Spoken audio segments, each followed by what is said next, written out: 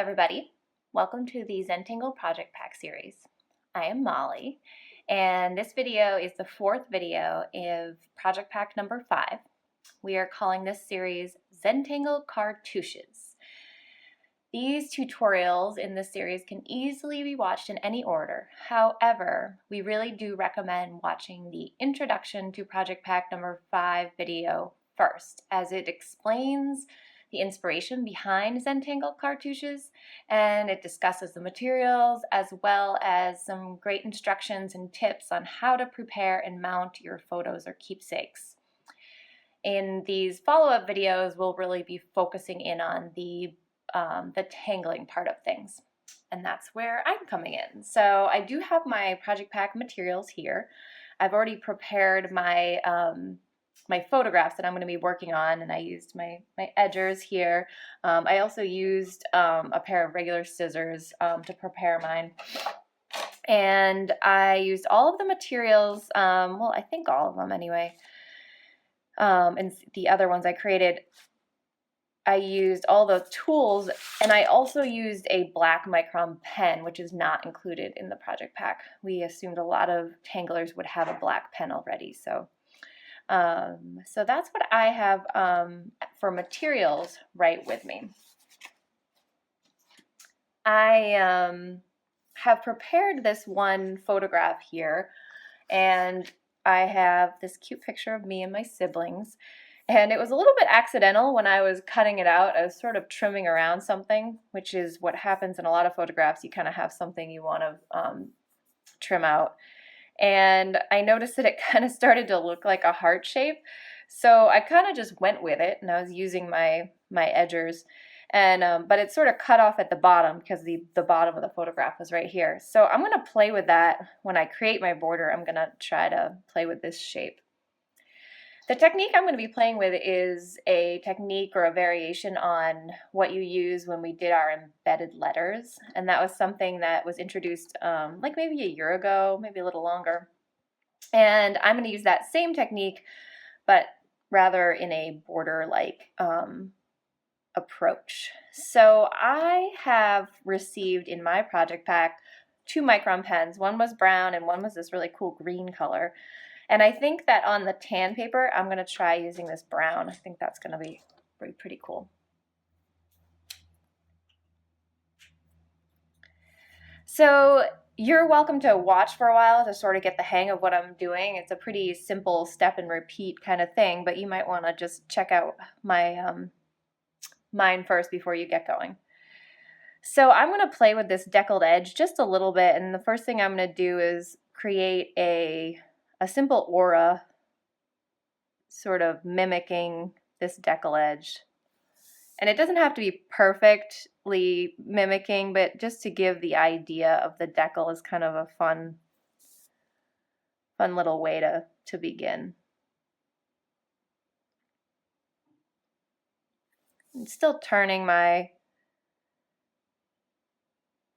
paper as I work, making it the most comfortable. When I'm working on like a long line like this, I many times will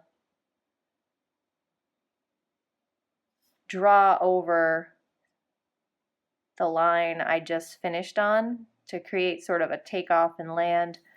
And this way it looks like one continuous line, and you can go back and sort of shape things if you need to here and there. But it sort of it gives it a more full, complete look.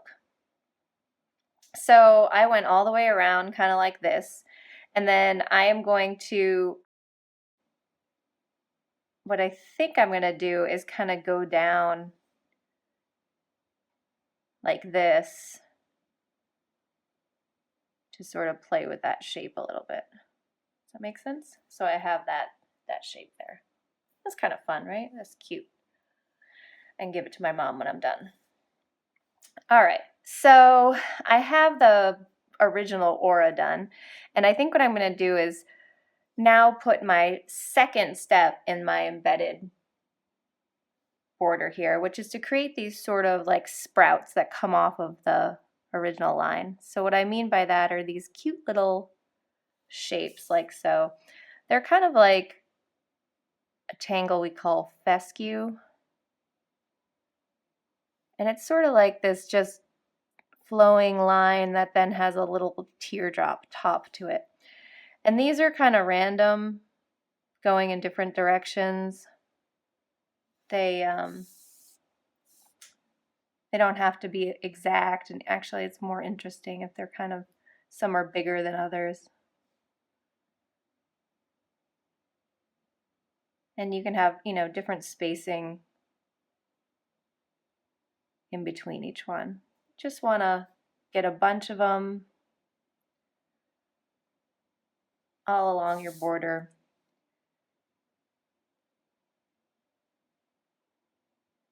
This technique is really all about aura, and it's a nice one to just sort of settle into, get lost with. I find myself wanting to put it around everything lately. Chances are that if you've been in a class of mine recently, I shared this with you because for some reason it's like my favorite new technique. And now inside this space, I'm adding some going inside of that space and some outside of that space. We'll see how this works. I'm kind of being a little playful with the heart shape. I want it to be subtle. I don't want it to be too obvious.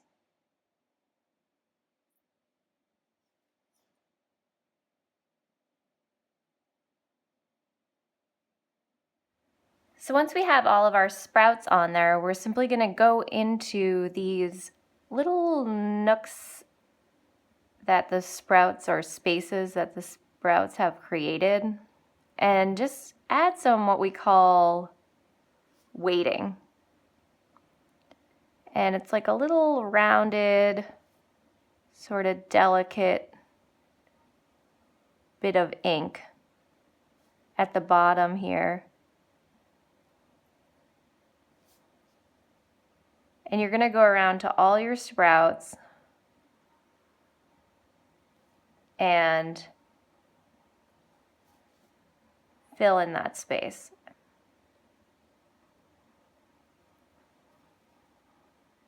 So what I'm doing now is I'm simply going back around my aura, but now I'm traveling around each one of those sprouts that we put in there and sort of reacting to the weighted areas as part of the new sort of path that I have to follow.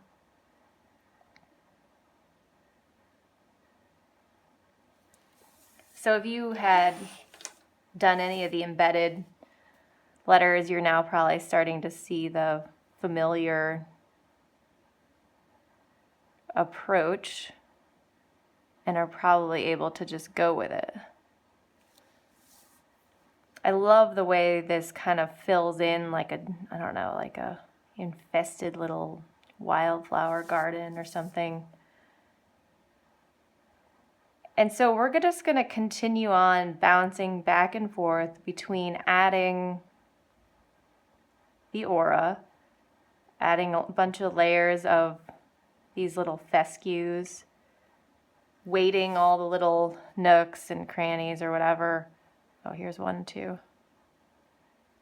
And then adding another border. So you can go ahead and start on yours. After this second border, I may add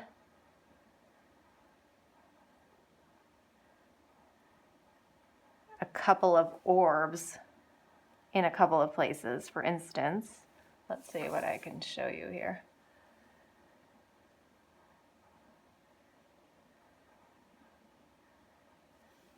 Maybe just smushing a few orbs in here and there. And I'm just going to do a few on every layer I put in. I'm probably going to put quite a few layers in, but you get the idea. So let's continue on and add a bunch more layers. And the the order will be aura, add some sprouts, add your weighting, and then maybe throw a couple orbs in here and there. Okay, I have gone through like 3 times, maybe 4 times in some places. I've added a couple orbs. Ooh, might add another one right there. And the trick with the embedded bit is to really go back and add those little bits of weighting, and that's what makes it like have this really cool effect. So I think that's like kind of the trick to this technique, I would say. And I like it with the tan on the brown paper. This is kind of a cool look.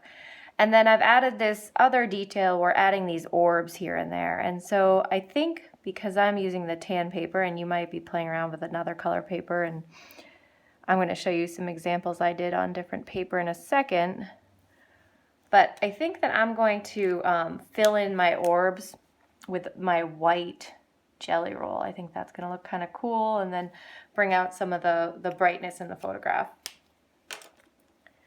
So I'm using this Jelly Roll 10, which was included in my project pack, and I'm just simply going to go into each one of these orbs and kind of, so with a real light touch, just add a nice wet glob of that gel ink. Kind of go over it a few times. Oh, that makes it pop. Awesome. So I'm just going to go around and do that now. All right, I got all my orbs filled in, and I actually feel like I love it just the way it is. I think I'm not going to add any shading. This particular border just does really well by itself. I mean, I've played with shading before with it, but I think with this photograph and all that detail, I think that's just the way I want it. So I'm going to show you guys a couple of other examples I did, just so you can see the potential of all the different directions you go. So this is the first one, you guys saw that.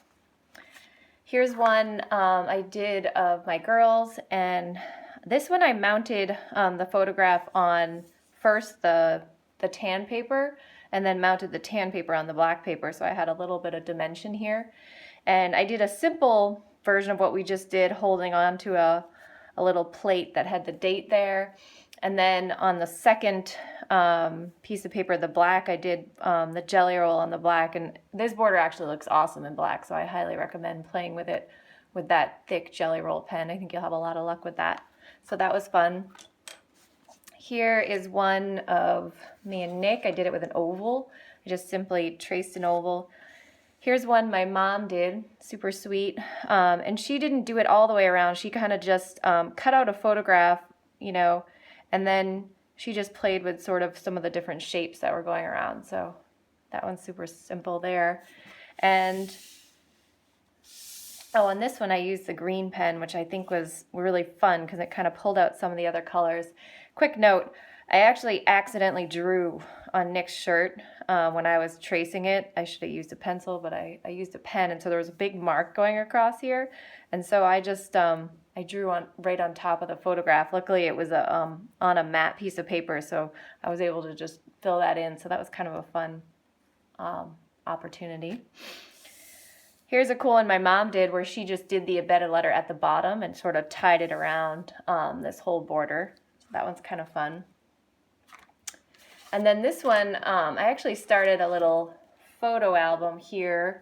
It's actually in one of the Zentangle journals, and I decided to start doing a whole album. So here's some pictures of my girls. I did 2 ovals again, and then I did the borders. And I did the same thing because I actually had some little spots here, and I made the border kind of tie into the photograph, which is kind of a fun detail to do. This one I used the gold pen to create the little orbs. So those are like just little dots, and they create like a nice detail. And then the inspiration, again, was embedded letters. These are some embedded arrows I did using the same technique. So you can kind of run with this with pictures, not with pictures. Here's another one I think I used for an example when I started putting in the orbs. So This is a really fun border. I hope you guys have fun exploring it. I had fun with it, and my little embedded heart here with my siblings. So thanks for joining me, and have fun with your Zentangle cartouches.